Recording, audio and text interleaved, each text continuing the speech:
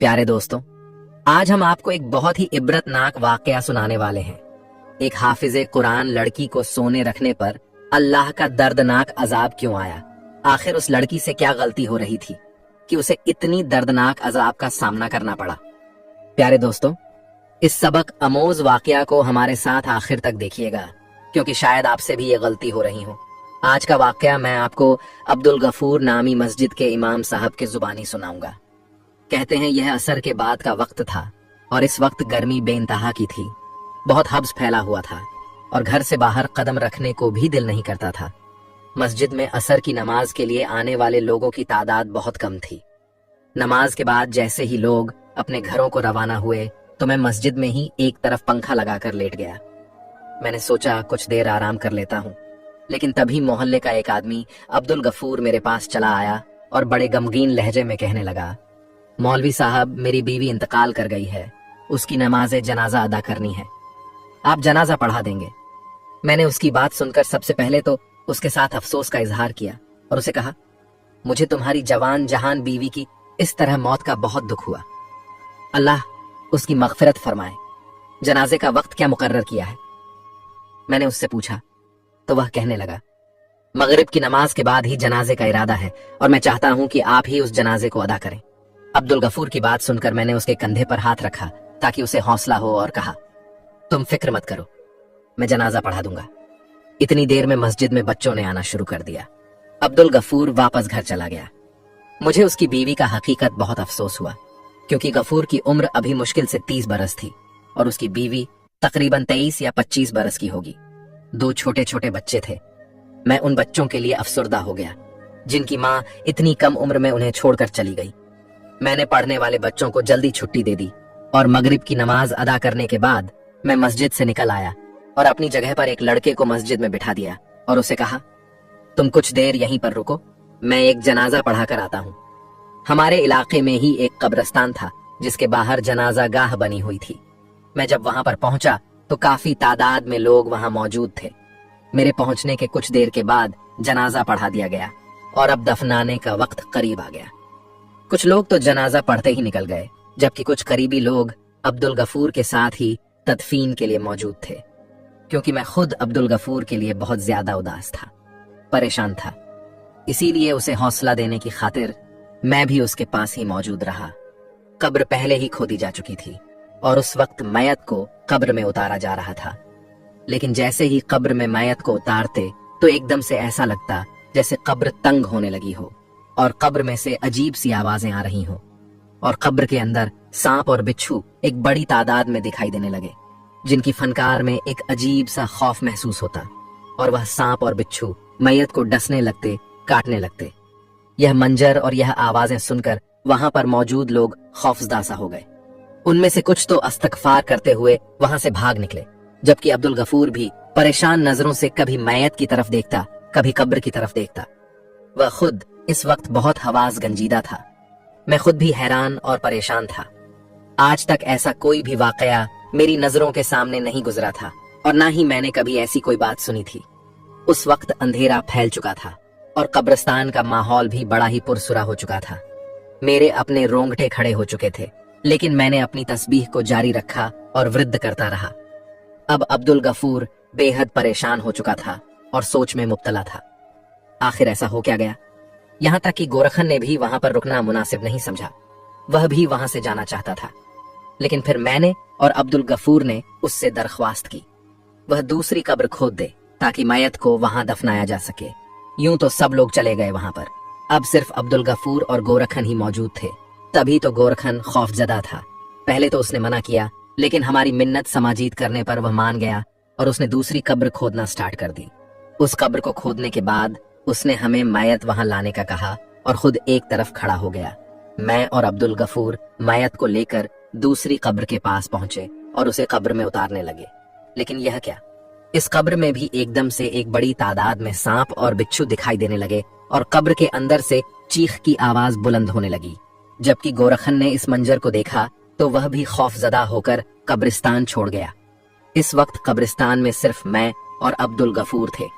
अब्दुल गफूर की आंखों में आंसू थे, चेहरे पर खौफ था और होंठ कप कपा रहे थे। तभी अब्दुल गफूर कहने लगा, मौलवी साहब, ये क्या माजरा है? मेरी अहलिया को जब दफन करने लगते हैं तो कब्र इतनी तंग क्यों पड़ने लग जाती है? सांप और बिच्छू नजर आने लगते हैं। आप बताएं, आखिर ये सब क्या है? मैं क्या करूं? अब्दुल गफूर की परेशान आवाज सुनकर मैंने उसे हौसला दिया और कहा, आओ हम दोनों एक बार फिर से कोशिश करते हैं और मिलकर इसको दफन करते हैं। मुझे उम्मीद है अब ऐसा कुछ नहीं होगा जब हम मैयत को कब्र में उतारने लगे। लेकिन अब की बार भी वही सब कुछ दोहराया गया। मैं पसीने में भीग गया। एक इमाम मस्जिद होते हुए अल्लाह के कहर का मुझे बखूबी अंदाजा था और मैं जानता था यकीनन यह अल्लाह की तरफ से किसी गजब का इशारा है।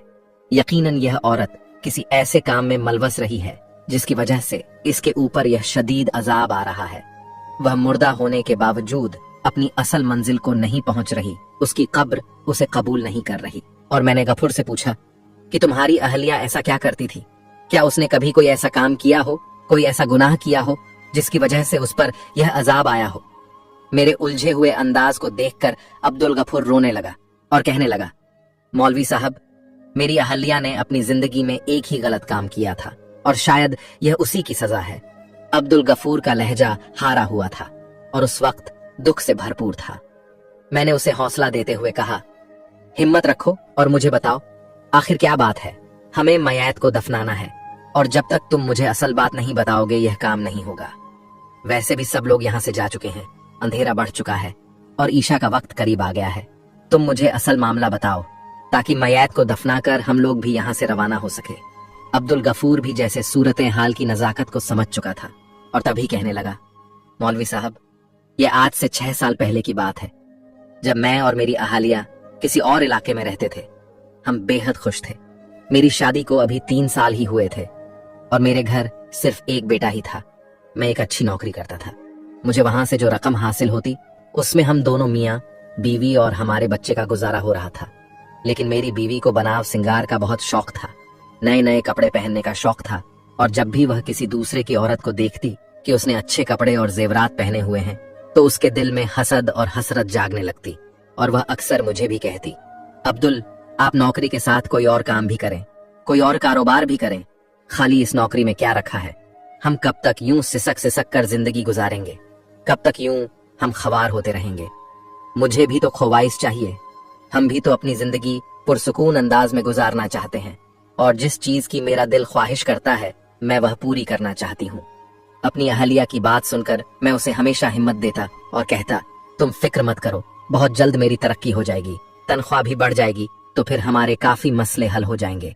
लेकिन मेरी बात सुनकर वह कहने लगती, सिर्फ तनख्वाह बढ़ने से कुछ नहीं होगा, फिर भी कितना फर्क पड़ जाएगा। आप साथ में कोई और भी काम करें। जैसे आपका दोस्त जो पहले यहाँ पर एक आम सी नौकरी करता था, जब से वह दुबई गया उसके घर तो जैसे पैसा बरसने लगा। उसकी बीवी ने भर भर कर जेवर पहना होता है और उनके बच्चे भी शहर के महंगे स्कूल में पढ़ाई करने जाते हैं। उनके घर पर रोजाना पिज्जे बर्गर सब कुछ आता है। आप भी कुछ ऐसा करें। मेरी बीवी ललचाए हुए अंदाज में मुझे कहती तो मैं रोजाना उसकी इन बातों से तंग आकर इस बात को सोचने पर मजबूर हो गया कि मुझे भी अपनी बीवी बच्चों के सुकून के लिए बाहर चले जाना चाहिए। इसलिए मैंने अपनी जमा पूंजी दांव पर लगा दी और अपने दोस्त के कहने पर एक एजेंट को पैसे दे दिए।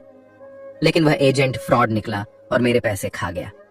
मैं चूंकि नौकरी भी छोड़ चुका था, अब मेरे पास नौकरी का भी कोई आसरा नहीं था और जो जमा पूंजी थी वह भी खो चुका था। हमारे घर के हालात खराब होने लगे। अब नरगिस दिन रात मुझे ताने देती और मैं उसके साथ झगड़ा करता और उसे कहता, तुमने मेरे साथ अच्छा नहीं किया। पहले अच्छी भली गुजर बसर हो रही थी, अब 2 वक्त की रोटी बड़ी मुश्किल के साथ खा रहे हैं। लेकिन तुम्हारी न शुक्र की बदौलत वह सब कुछ खत्म हो चुका है। तंग आकर मुझे जो कोई भी छोटी मोटी नौकरी मिलती या काम मिलता मैं वह कर लेता। लेकिन अब पहले जैसा ना तो सुकून था और ना ही घर में वैसी रेल पैल थी। नरगिस ने भी घर के हालात को देखते हुए एक घर का काम पकड़ लिया। उस घर में 2 मियाँ बीवी ही रहते थे और उनके बच्चे भी नहीं थे। उस औरत के साथ कोई मसला था, उसे कोई बीमारी थी जिसकी वजह से वह ज्यादातर बेड रेस्ट पर ही रहती। इसलिए नरगिस एक तो उस औरत की देखभाल करती और फिर साथ साथ उनके घर का काम भी करती, जिसके उसे अच्छे खासे पैसे मिल जाते थे। नरगिस अक्सर घर पर आकर उनके बारे में बात करती और बताती, आज साहब ने अपनी बीवी के लिए 3000 का सूट लिया है। और कभी आकर कहती, आज साहब ने अपनी बीवी के लिए सोने की अंगूठी तोहफे में दी है। मैं हैरान होकर उसकी बातें सुनता क्योंकि वह औरत तो बीमार थी और साहब का काम तो अच्छा था। वह अपना कारोबार करते थे, जबकि नरगिस कहती, जब भी मैं अपनी मालकिन को देखती हूँ तो दिल में हसरत जागती है।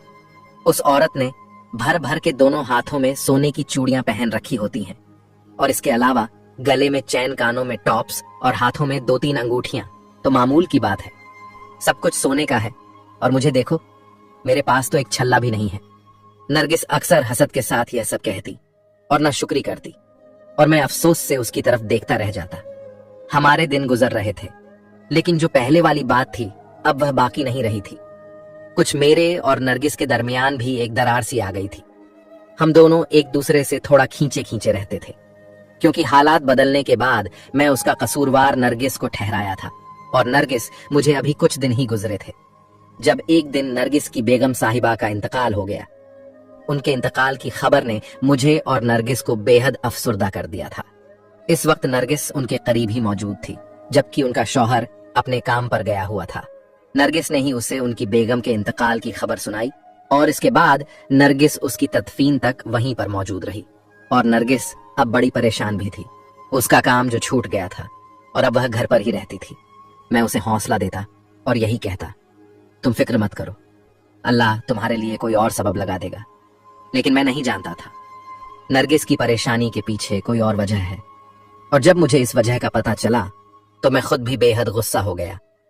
एक दिन अचानक जब मैं शाम के वक्त जल्दी घर आ गया, उस दिन मेरी तबीयत कुछ ठीक नहीं थी और उस वक्त नरगिस को मेरी आमद के बारे में पता नहीं चला और अपने हाथों में सोने की चूड़ियां पकड़कर बड़ी हसरत से उन्हें देख रही थी।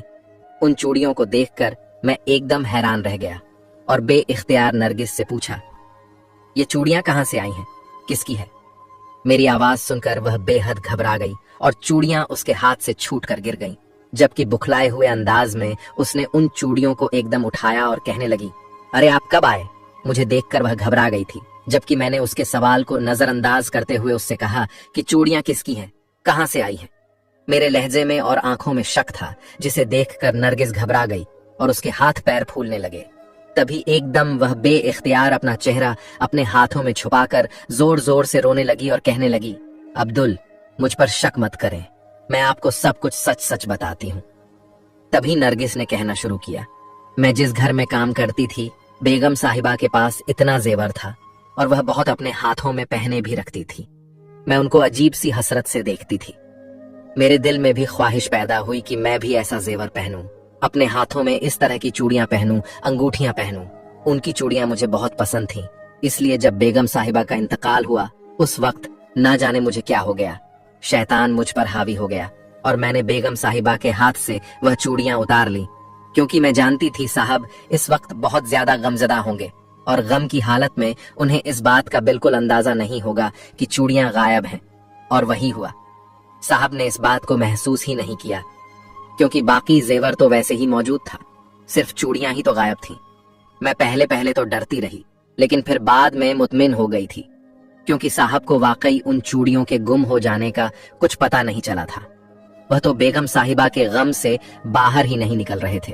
लेकिन अब्दुल, जब से मैं ये चूड़ियां घर पर लेकर आई हूं, न जाने क्या बात है, एक बार भी उन्हें अपने हाथों में पहनकर नहीं देख सकी।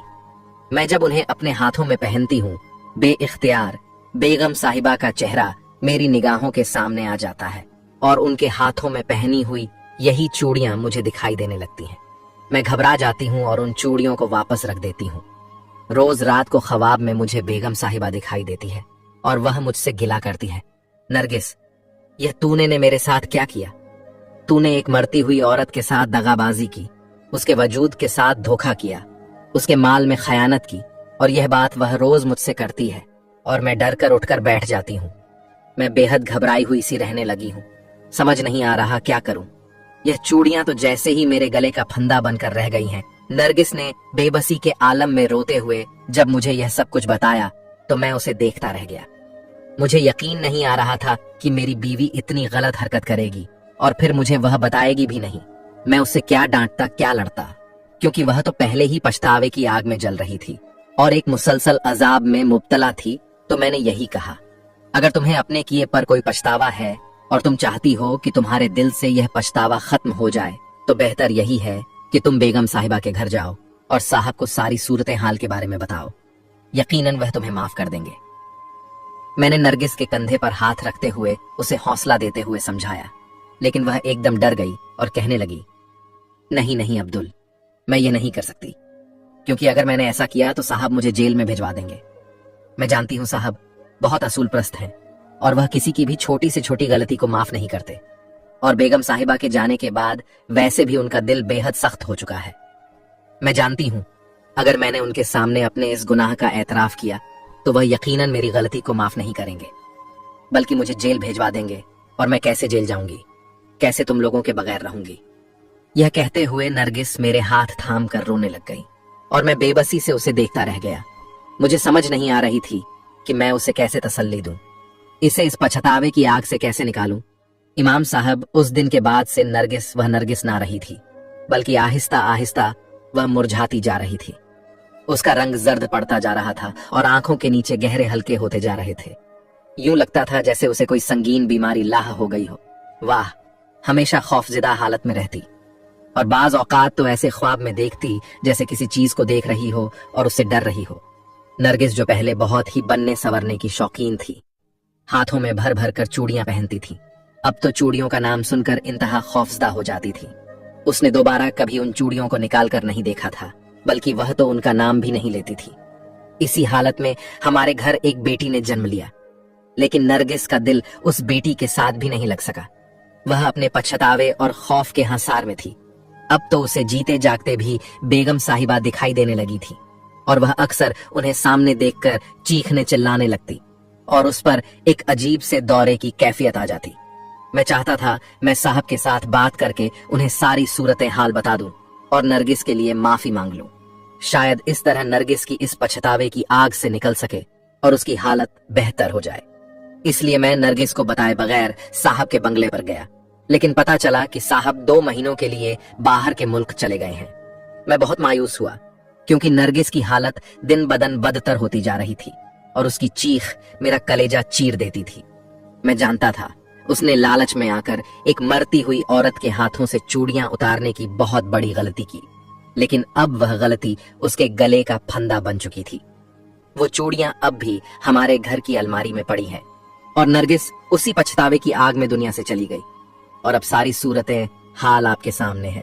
मैं उसकी नमाज़े जनाजा अदा करने के बाद उसे दफना रहा हूँ, लेकिन कब्र उसे कबूल करने से इनकार कर रही है और सांप और बिच्छू उसे डसने को बेकरार है। मौलवी साहब, अब आप ही बताएं, मैं क्या करूं? मैं कैसे यह सब बर्दाश्त करूं? यह कहकर अब्दुल गफूर फिर से रोने लगा और मैं एकदम सटे के आलम में चला गया। मैं सोच भी नहीं सकता था एक औरत ऐसे गुनाह में मुलव्वस होकर इस तरह के अजाब में मुब्तला हो जाएगी। मैंने कुछ सोचकर अब्दुल गफूर से कहा, तुम ऐसा करो, घर से वह चूड़ियां ले आओ, क्योंकि मुझे लगता है मैयत को दफनाने में इन चूड़ियों का किरदार बहुत अहम है। मैंने जब अब्दुल गफूर से यह कहा तो वह बेयकीनी से मेरी तरफ देखने लगा। मौलवी साहब, चूड़ियों का किरदार दफनाने में क्या हो सकता है? आखिर आप कहना क्या चाहते हैं? अब्दुल गफूर के लहजे में तस्वीस थी। तभी मैंने उसे कहा, तुम चूड़ियां तो लेकर आओ, फिर मैं तुम्हें बताऊंगा। मैं तब तक यहीं पर मौजूद हूं। मैंने उसे तसल्ली देते हुए घर भेजा और खुद तब तक इस्तगफार की तस्बीह पढ़ता रहा और नरगिस की मगफिरत के लिए दुआ करता रहा। तभी 20 से 25 मिनट के बाद अब्दुल गफूर कांपता हुआ वापस आया। उसके हाथ में वह चूड़ियां मौजूद थीं। वह चूड़ियां सोने की थीं, बेहद खूबसूरत चूड़ियां थीं, शायद जिन्हें देखकर हर औरत का दिल पिघल जाए और वह उसे पाने के लिए बेचैन हो जाए। नरगिस की ख्वाहिश भी कुछ बेजाना थी, लेकिन उसने अपनी ख्वाहिश को पूरा करने के लिए गलत कदम उठाया और एक मरती हुई औरत के हाथ से चूड़ियां उतारकर हमेशा के लिए खुद को एक मुसलसल अजाब में मुब्तला कर लिया। तभी मैंने अब्दुल गफूर से कहा, इन चूड़ियों को नरगिस के कफन के ऊपर रखो और फिर मेरे साथ मैयत को दफन करो। मेरे कहने के मुताबिक अब्दुल गफूर ने ऐसा ही किया। चूड़ियों को नरगिस के कफन के अंदर रख दिया और फिर मेरे साथ मैयत को कब्र में उतारने लगा। अब की बार कब्र ने उसे कबूल कर लिया। नरगिस को वह गुनाह उसने अपने दिल को खुश करने के लिए किया था, अब उसके साथ ही जा रहा था और ना जाने आगे उसके साथ क्या होने वाला था। और यह अल्लाह ताला का राज है, यह हम में से कोई भी नहीं जान सकता। मैंने और अब्दुल गफूर ने नरगिस को दफना दिया और कब्र की मट्टी बराबर करके हम लोग कब्रिस्तान से निकल आए। इस वक्त अब्दुल गफूर बेहद अफसुर्दा था। क्योंकि उसे तो दोहरी परेशानी और दुख बर्दाश्त करना पड़ा। पहले तो उसकी अजीज जान से प्यारी बीवी इस दुनिया से रुखसत हो गई, और दूसरा उसकी मयत के साथ वह सब कुछ पेश आता रहा। उसने भी अब्दुल गफूर को बेहद परेशान कर दिया था। मैं सारे रास्ते उसे समझाता रहा और सब्र की तसल्ली करता रहा। अब्दुल गफूर को उसके घर छोड़ा और खुद मस्जिद में आ गया। ईशा की नमाज तो कब की हो चुकी थी, लेकिन मुझे तो अभी अदा करनी थी। मैंने अकेले ही नमाज अदा की और अल्लाह के हुजूर नरगिस के लिए बेहद दुआ की, क्योंकि मैं जानता था नरगिस ने एक ऐसा गुनाह किया है जिसकी सजा उसे शायद कयामत तक भुगतनी पड़े। प्यारे दोस्तों, अगर आपको इस वीडियो से सबक हासिल हुए हैं तो सबसे पहले अपने फैमिली दोस्तों, रिश्तेदारों में शेयर जरूर करें, क्योंकि उन्हें भी इबरत हासिल हो। और चैनल को सब्सक्राइब करके कमेंट बॉक्स में अल्लाहू अकबर जरूर लिखिएगा। शुक्रिया।